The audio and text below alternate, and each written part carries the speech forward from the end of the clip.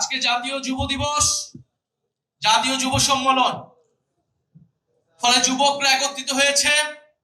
আমরা দীর্ঘ সময় ধরে আপনাদের স্বপ্ন সম্ভাবনার কথা শুনেছি। আমরা দেখেছি বিগত 16 বছরে এদেশের তরুণদের সাথে কিভাবে ট্রিট করা হয়েছে। শুধু 16 বছর নয়, আমরা গত 54 বছরের ইতিহাসও দেখেছি। তরুণরা বারবার রক্ত দিয়েছে, বারবার রুখে দাঁড়িয়েছে, বারবার স্বৈরাচারের বিরুদ্ধে দাঁড়িয়েছে এবং বারবার প্রতারিত হয়েছে। গত 16 বছর ধরে বারবার রাজনৈতিক দলগুলোর পক্ষ থেকে, ফ্যাসিবাদ বিরোধী দলগুলোর পক্ষ থেকে আহ্বান করা হয়েছিল, তরুণরা কেন রাজপথে নেমে আসছে না, ছাত্ররা কেন রাজপথে নেমে আসছে না। জেনজিরা অ্যাপলিটিক্যাল, তারা রাষ্ট্র নিয়ে ভাবে না, সমাজ নিয়ে ভাবে না। এই জেনজিরা কিন্তু সেই ভুল ভেঙেছে। তারা প্রমাণ করে দিয়েছে তারা রাষ্ট্র, সমাজ, দেশ নিয়ে ভাবে। সবচেয়ে দেশপ্রেমিক প্রজন্ম এই জুলাই গণ অভ্যুত্থানে রাজপথে নেমেছে, জীবন দিয়েছে, বুলেটের সামনে দাঁড়িয়েছে। কিন্তু বিনিময়ে কি পেয়েছে? যদি এই তরুণদেরকে আমরা বাংলাদেশের যারা ক্ষমতা কাঠামোয় রয়েছে, যারা ক্ষমতা নির্ধারণ করে, তারা যদি আবারও প্রতারিত করি, এই দেশের আর কোনো ভবিষ্যৎ নাই। তরুণরা বারবার জীবন দিবে, রক্ত দিবে রাজনৈতিক দলগুলোকে ক্ষমতায় নেওয়ার জন্য, আর বাংলাদেশের বড়নগরের ভাগ্যের কোনো পরিবর্তন হবে না। এইটা বাংলাদেশের তরুণরা আর মেনে নেবে না। বাংলাদেশের তরুণরা একটা অমর্যাদাকর জীবন যাপন করে, একটা হীনমন্যতা নিয়ে তাদেরকে জীবন যাপন করতে হয়, একটা হতাশা নিয়ে তাদেরকে বেঁচে থাকতে হয় পরিবারে, সমাজে, রাষ্ট্রে।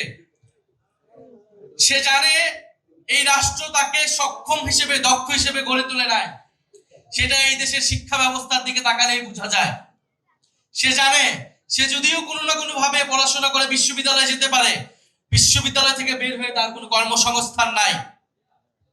এবং সে যদি রাজনীতিতে যোগ দেয়, তাহলে চাঁদাবাজি, সন্ত্রাস, টেন্ডারবাজি করে তাকে রাজনীতিতে করতে হবে এবং রাজনৈতিক দলগুলোর লাঠিয়াল হিসেবে তাকে সব সময় রাজনীতি করে যেতে হয়। ফলে তরুণদের এই হতাশা, হীনমন্যতা থেকে তরুণরা রাজনীতিতে এতদিন আসে নাই, বিপ্লবে আসে নাই, রাজপথে আসে নাই। জুলাই গণ অভ্যুত্থানে তারা এসেছে, সাড়া দিয়েছে বিবেকের তাড়নায়, স্বপ্ন দেখেছিল। ফলে সেই স্বপ্ন যদি আবারও ভঙ্গ হয়, সেই স্বপ্ন যদি আবারও প্রতারিত হয়, বাংলাদেশের জনগণ কোনোদিনই ক্ষমা করবে না, যারা এর জন্য দায়ী থাকবে। কিন্তু আমরা আজকে এখানে বলতে এসেছি, সেই স্বপ্ন ভঙ্গ আমরা হতে দিব না। বাংলাদেশের জুলাইয়ের প্রজন্মকে আমরা প্রতারিত হতে দিব না। আমাদের নিয়ে যতই মিডিয়া ট্রায়াল করা হোক, আমাদের নিয়ে যতই ষড়যন্ত্র করা হোক না কেন, গণ অভ্যুত্থানের আকাঙ্ক্ষায় তরুণ প্রজন্মকে ক্ষমতায়িত করতে আমরা রাজপথে লড়াই করে যাব।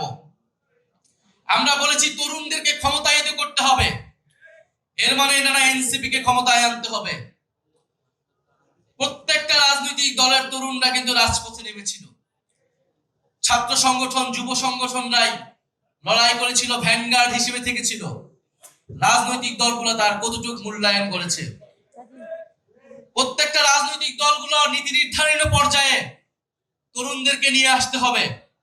গণ অভ্যুত্থানের ভূমিকার জন্য তরুণদেরকে সেই সম্মান দিতে হবে। আমাদেরকে সম্মান না দেন, আপনার দলের তরুণদেরকে আপনারা সম্মান দেন।